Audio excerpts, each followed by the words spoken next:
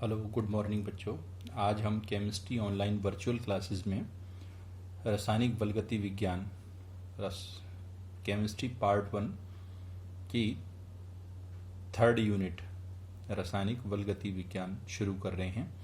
पहली यूनिट ठोस अवस्था थी, दूसरी यूनिट विलयन थी, तीसरी यूनिट रासायनिक बलगति विज्ञान है।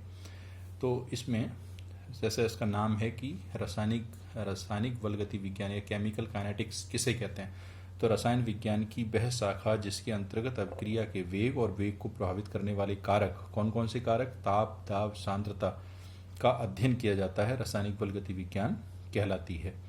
इसके वेग, अब चूंकि वेग, ताप, दाब, सांद्रता इन सब की बात हो रही है, तो अभिक्रिया के वेग, तो वेग क्या चीज़ है, तो वेग किसे कहते हैं वो हम आगे पढ़ेंगे। लेकिन वेग के आधार पर अभिक्रियाओं के प्रकार, तो वेग के आधार पर अभिक्रियाओं को मेनली दो भागों में बांटा गया है।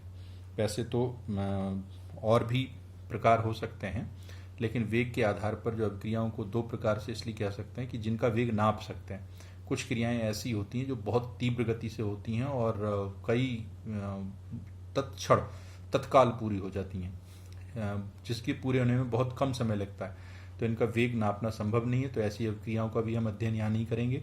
और जिनकी जो बहुत धीमी गति से होती हैं उनके वेग को भी नापना संभव नहीं है, तो उन अभिक्रियाओं का भी अध्ययन नहीं करेंगे। हम यहाँ केवल उन अभिक्रियाओं का अध्ययन करेंगे जिनके वेग को नापना संभव है। तो वे अभिक्रियाएं दो प्रकार की होती हैं। एक, जैसा नाम लिखा है, तत्क्षणिक या तत्कालिक या आयनिक अभिक्रियाएं। वे रासायनिक अभिक्रियाएं जो तीव्र वेग से तत्क्षण पूरी हो जाती हैं, तत्क्षणिक अभिक्रियाएं कहलाती हैं। ये अभिक्रियाएं चूंकि आयनों के मध्य होती हैं, इसलिए इन अभिक्रियाओं को आयनिक अभिक्रिया भी कहते हैं। जैसे अम्ल क्षार की उदासीनीकरण अभिक्रिया, तो ये क्षार है, ये अम्ल है, दोनों की उदासीनीकरण ऊष्मा से लवण बनता है और जल बनता है। लेकिन ये आयनों के मध्य भी होती है, तो ये धनायन है, ये ऋणायन है, फिर ये धनायन है, फिर ये ऋणायन है। तो धनायन और ऋणायन इस तरीके से ये अभिक्रिया होती है, तो उसको उदासीनीकरण अभिक्रिया कहते हैं।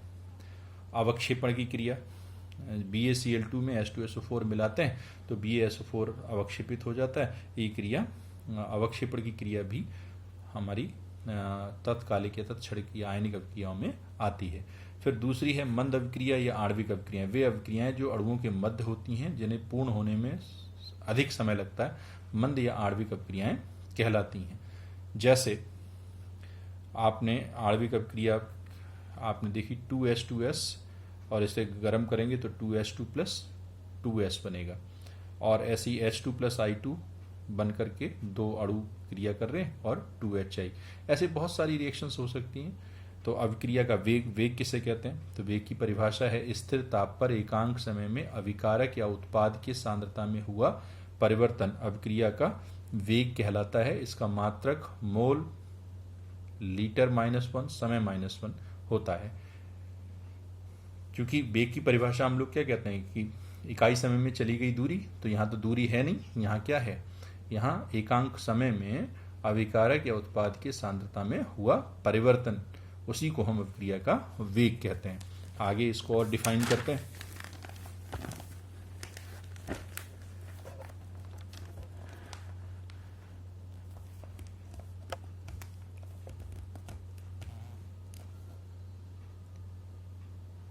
माना कोई अभिक्रिया निम्न प्रकार होती है, ये अभिक्रिया है, ये निम्न प्रकार होती है।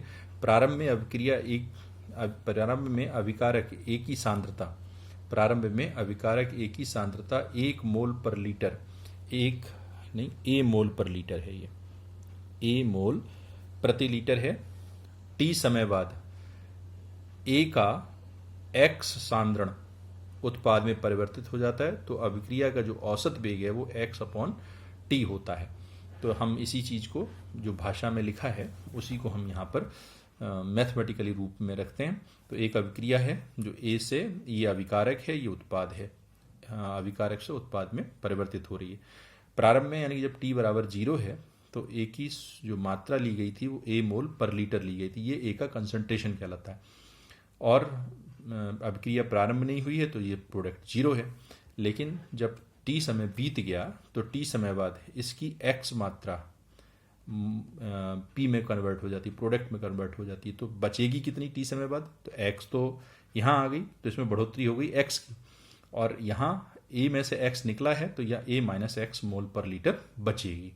तो a माइनस एक्स मोल पर लीटर a की सांद्रता है और x मोल पर लीटर, तो दोनों में परिवर्तन तो x का ही हुआ, ये प्लस x हुआ और ये माइनस x हुआ, तो इसलिए अभिक्रिया का जो औसत वेग होगा वो क्या हो जाएगा, x अपॉन टी।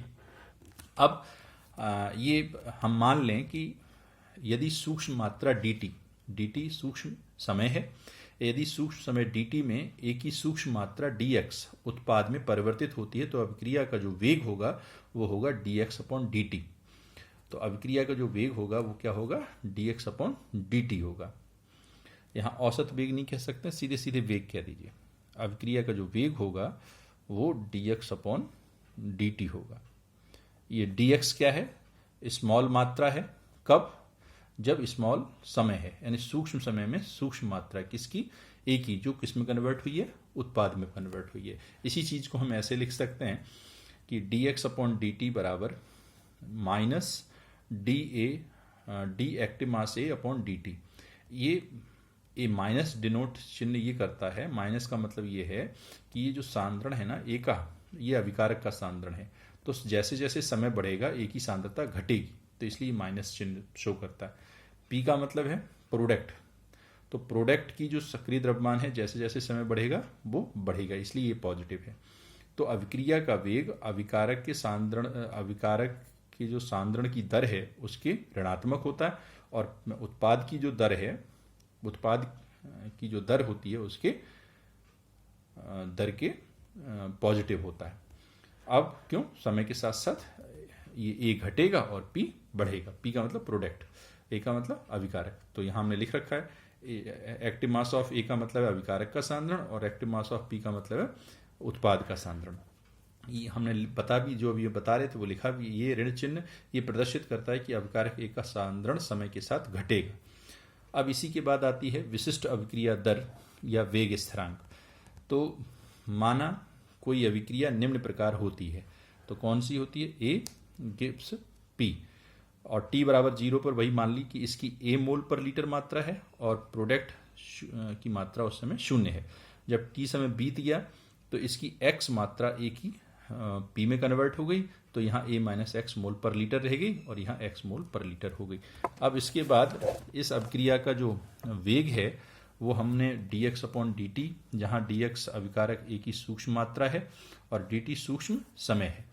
अब द्रव्यानुपाती क्रिया का लॉ ऑफ मास एक्शन क्या है कि अभिक्रिया की दर जो है वो t समय बाद अभिकारक के सांद्रण के समानुपाती होती है। स्थिर ताप पर किसी पदार्थ, किसी रासायनिक अभिक्रिया की दर t समय बाद अभिकारक के सांद्रण के समानुपाती होती है।